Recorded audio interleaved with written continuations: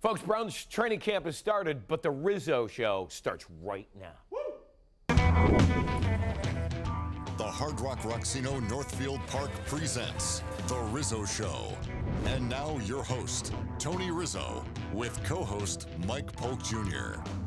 Hear that? What's that? That's fun. That just for you. Really? Yeah. Wow. That was very finally, nice. Yeah, right? Did you hear that, people? I got a VO.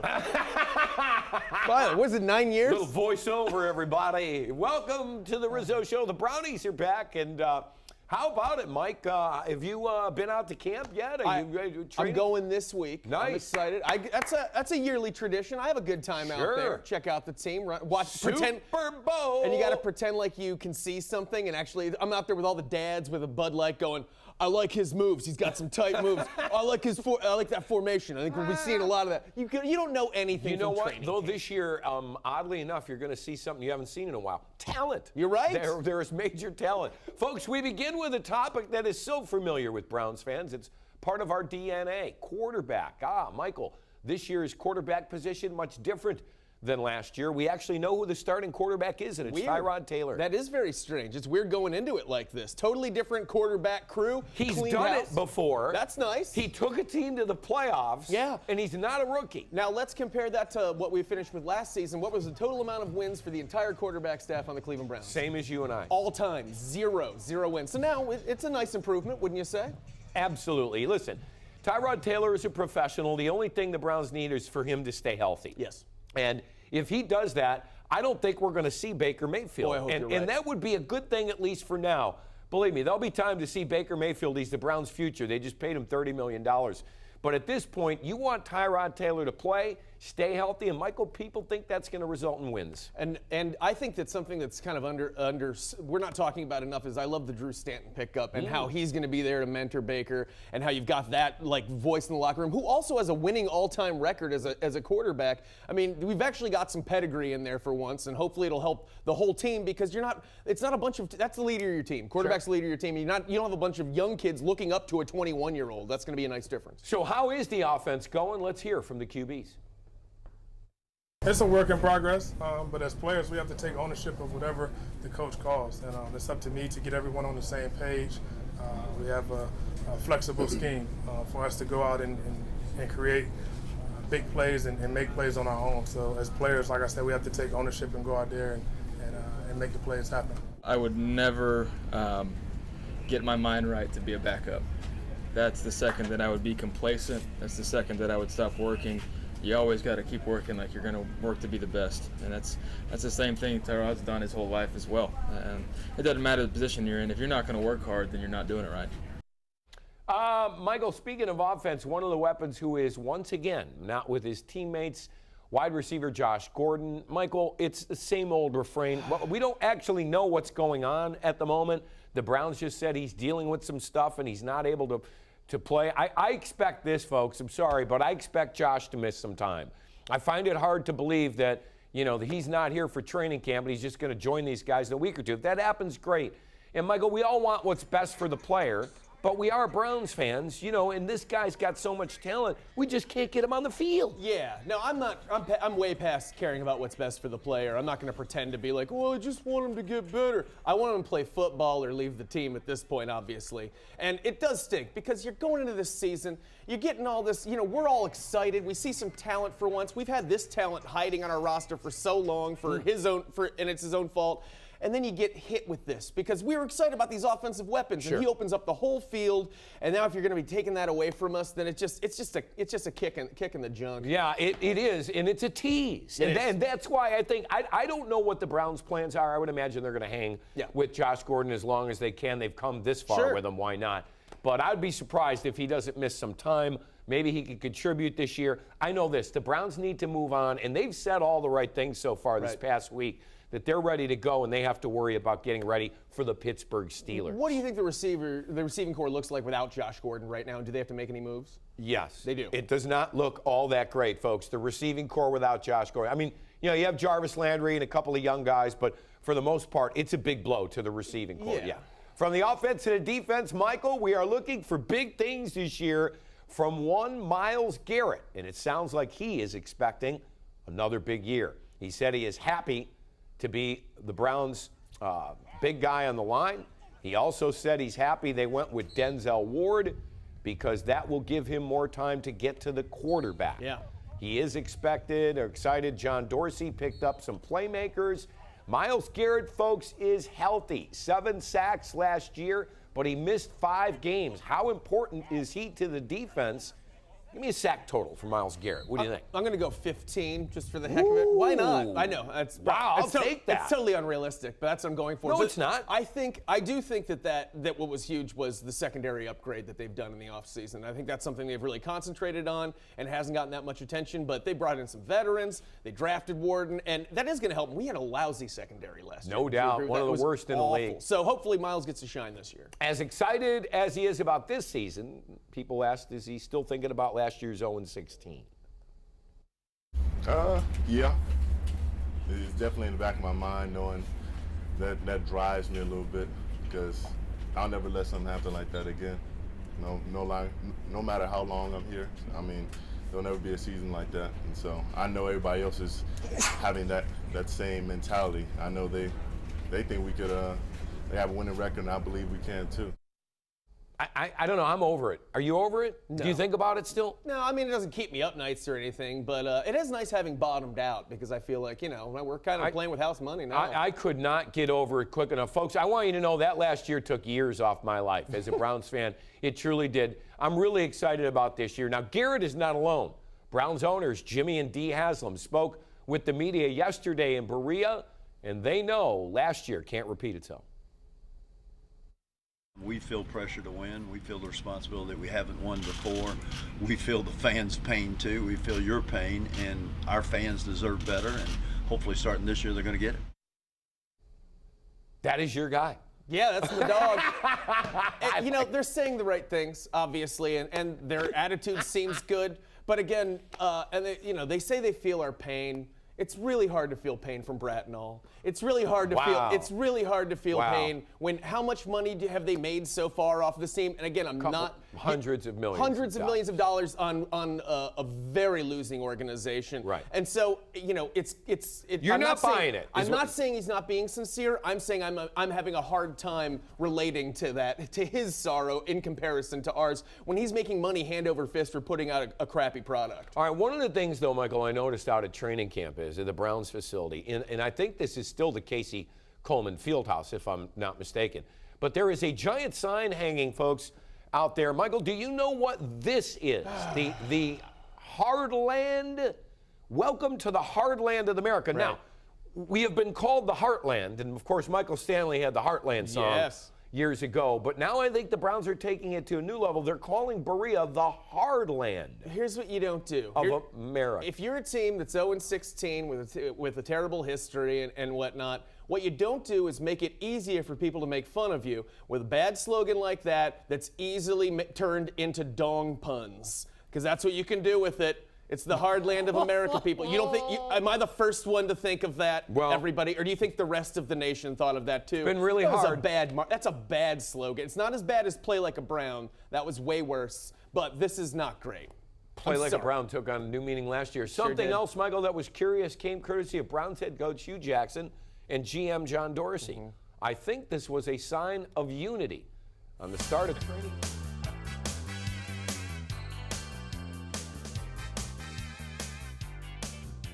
That was bosom buddies. Do they look like the bosom buddies to you? That does look intentional. I don't know. That looks. I don't understand. Are you running to get that sweatshirt? Are you wearing that out when you do your next line in Kugels? No, they're really pushing the elf on us too, aren't they? See those elves? You know that. Folks, the elf is back. That intimidating elf that makes them quake in their boots. The Giants, the Rams, the Titans, and we're the elves? The elves are going to. Just for the record, not a fan of the elf. Hey, Brownie the elf's going to take you guys to Hardland. The Browns' first preseason. We're starting already. The Browns' first preseason game is August 9th, folks. New York Giants. By the way, it's a nationally televised game. Why'd that happen? So they're saying Saquon Barkley versus Baker Mayfield. Wow. That was the nationally televised feed. Well. Coming up, we are talking Tribe. I need a bat. And how about Trevor Bauer? Stay with us. We Irished up, Mike. I hope you're good. Are you good with that? Yeah, I can feel it. I'm really popping now. You know, Welcome back to the Rizzo Show. Michael, let's talk about your Cleveland Indians. The non-waiver trade deadline is Tuesday, and the team needs a bat. Some names that keep popping up. Curtis Granderson, you remember him. Billy Hamilton of the Reds. Adam Jones of the Orioles, just to name a few.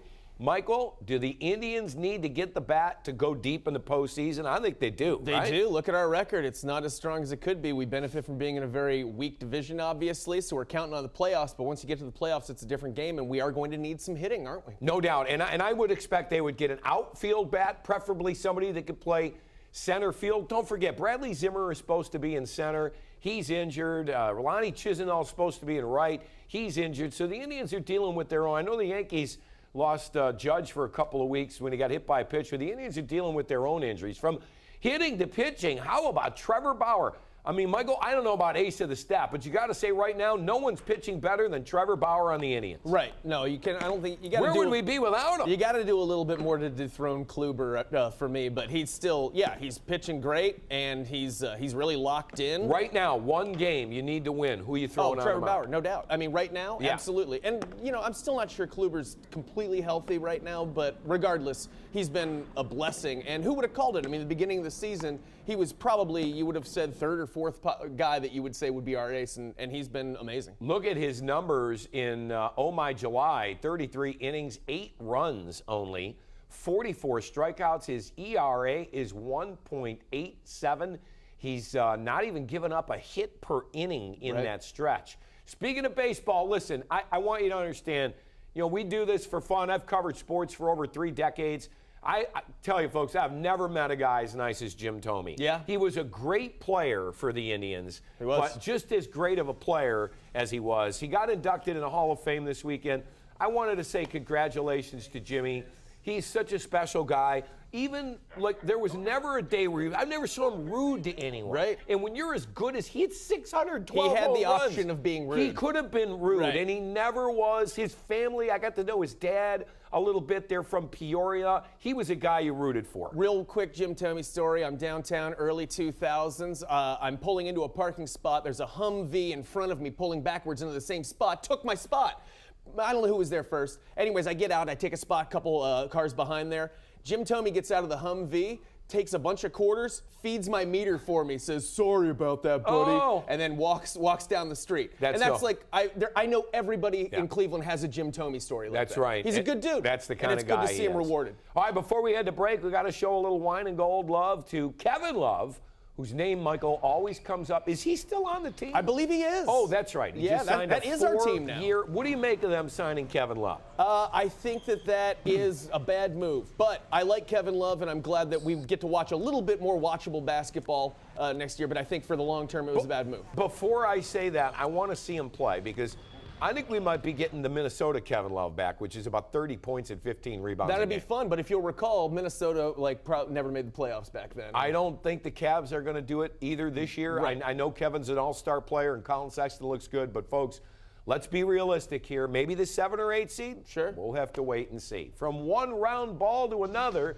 coming up, you're not going to believe who was at Briarwood playing golf. You know it's not me because I don't wear moccasins to play golf. But yeah, it was Michael. Stay tuned.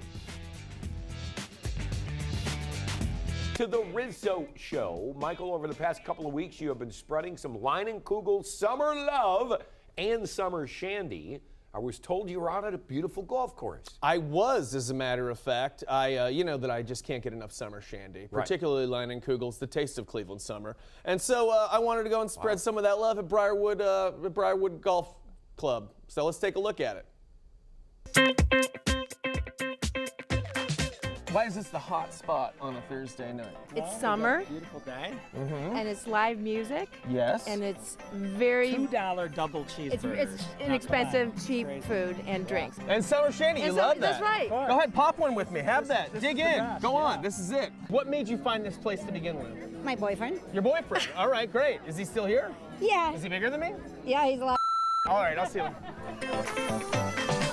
Golfing here in a league on Thursdays. Oh, all right. How you doing this year? Not very good. Now, is that your fault or is that somebody else's fault? It's my fault. Oh, good. It's good that you can accept accountability. That's a rare trait in this nation nowadays. All right. Okay, good. I just like making things real awkward before I start asking Caddyshack trivia. What type of animal is Bill Murray constantly trying to remove from the golf course? Gophers. Gophers is correct. Very good. Or as his course manager calls them, golfers. You've seen this movie a lot. All right. Can you name three actors from the movie Caddyshack? Any three? Bill Murray, the old guy that was a comic. That's two. We'll say that's Rodney Dangerfield. We and will that accept little furry chipmunk thing. Are you trying to reference the gopher? Yeah, the gopher. As the third actor? Yes. And you got the animal wrong? Yes. And you couldn't even name it? Yes, but it was furry. All right, I'm going to give you that one. Okay, I'm going to give you one more. All right. Just because, and I'm not going to let them know what it is. Okay. Your buddies. Maybe you should come over and nut up and take a turn, sir. Yeah. Rather than barking it off from the sidelines. Yeah. Okay, here it is. What kind of candy bar is mistaken for a turd in the pool? What? Baby Ruth. Baby Ruth is correct. Congratulations. All right. I'd celebrate louder, but your friends would come in and horn in on your action. All right. What song played out of Rodney Dangerfield's golf bag on the golf course, upsetting all of those uptight golfers? The band is Journey. The band is Journey. Let me think of the song here. Ba ba ba ba ba. Ba ba ba ba ba. Ba ba ba ba. Ba ba ba ba ba ba ba ba ba ba. She goes everything. I'm almost to the chorus. Come on, Preston, she knows 80s. She likes Come on. a little things. Only, living it. Hold tight, oh baby, hold tight. It's any way you want. Any way you want. It's okay. I'm not mad. I just put a lot of energy into that. A lot of people here at Briarwood are somewhat knowledgeable of the movie Caddyshack. God bless them. You should come down and check this place out yourself. $2 Line and Kugels every Thursday night. It's a fun atmosphere. Check it out. Back to us. Steve Perry called, and he wants those lyrics back. Did you tee it up out there or no? I didn't get a chance to knock him around, but, I don't like to show off. Well, not only does he entertain at the golf course, folks, but Michael, of course, is one of the favorites at the Roxino. Be there August 17th and 18th, Michael. 2 shows. Now, are you going to be on one of these shows? I will be at one of your shows. Absolutely. That's I'll great. be there. Me and Bernie. Bernie and I'll be there to watch you. We're the 3 amigos. Yep, you know that. Yeah. Speaking of funny, guys, Cleveland's own Arsenio Hall is I love that guy. going to be at the Roxino. Remember? Saturday, August 4th. That's at 8 o'clock. Should be a great show to find out Local what boy. else is happening at the Roxino. Let's check in with Mandy. Where's Mandy? Mandy. Hey there, rock stars. It's Mandy, and this is what's up at the Roxino. Win free play every day in August at Hard Rock Roxino Northfield Park during $10 million Pump Up the Winnings. Win free play all day, every day, 24/7, with your chance to win $10,000 cash every day you swipe. A 2019 Volkswagen Jetta every Saturday, and guaranteed $20,000 in cash awarded every Sunday. Come and enjoy our Fresh Harvest Buffet clam bake. Every buffet guest will receive a 1-pound Maine lobster tail, on top of all-you-can-eat clam bake favorites, including steamed clams, mussels, seafood pasta, and more. Every Friday in August from 4 p.m. to 10 p.m. If you're ready to laugh, check out platinum record-selling comedian Rodney Garrington's Here Comes the Truth tour, and it hits Hard Rock Live Stage September 7th at 8 p.m. Come down and experience Wrecking Crew, the Motley Crue experience, Saturday, August 4th in Club Velvet. Find your rhythm at Hard Rock Roxino Northfield Park. Vegas Experience, Ohio address. Remember we used to say, don't touch that dial? I remember that. Well, obviously we can't say it anymore. Don't touch that remote. Stay tuned for our good friends Big Chuck and Little John, who are coming up next. Time to open up the Rizzy Vault. We travel back to August 26th, 2014, and the Cavaliers' newest signee. I'm committed to this team and committed long-term to that end goal, and that's to win championships and to win a championship here in Ohio. So, we know it's earned, not given, but every day is an opportunity for us to get better and try to seize that opportunity. Michael, what were the odds? What were the odds every time there was a trade rumor, his name was brought up for 4 years? What are the odds that out of LeBron and Kyrie, the one that lasted was Kevin Love? Last man standing, and he told us. He told us the whole time. He was never Long-term. like, I want out of here. He was never. Long-term. He always was willing to sign long term, and Yep. it paid off. And you know, good for him. I'm glad to have him here. Glad he wants to be here. Well, we're glad you were here with us. Thank you. Remember, stay tuned. Don't go anywhere. Remember to go see Michael Roxino in August. As always, folks, it's our pleasure here in the Rizzo Show to say, good to be alive. Good night, everybody. Go Brown. Good night, folks. Go Brown. Go Brownie Tribe. Elf. Go Brownie Elf. Get him. You don't like the elf. Get him, you elves. He doesn't like the elf. Go on.